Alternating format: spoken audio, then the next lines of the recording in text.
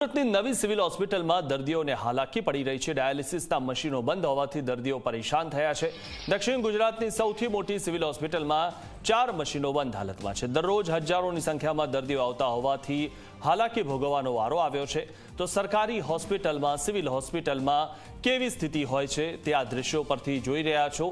લોકો દૂર દૂરથી સિવિલ હોસ્પિટલમાં સારવાર લેવા માટે આવતા હોય છે, કારણ કે એવા દર્દીઓ સિવિલ હોસ્પિટલમાં સારવાર લેવા માટે આવતા હોય છે કે જેમની પાસે પૈસા નથી હોતા, પરંતુ આ મોટી મોટી હોસ્પિટલોમાં મશીનો જ બંધ હોય છે।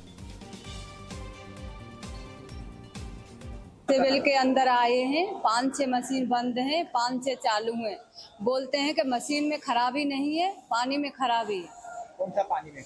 वो मशीन में अंदर जाता है ना, उस पानी में खराबी बताते हैं। दिक्कतें हो रही है? हाँ, वो कभी तो बीपी लो हो जाता है, कभी शुगर लो हो जाता है। कितनी दिक्कतें होती है? ऐसा सब में होता है, सब पेशेंट के होता है। 5-6 मशीन बंद हैं, 5-6 मशीन चालू हैं और कुछ लोग बैठे हुए हैं। बहुत दिक्कत आता है सर, इनको चालू कराया जाए। बहुत पेशेंट बढ़ गए हैं।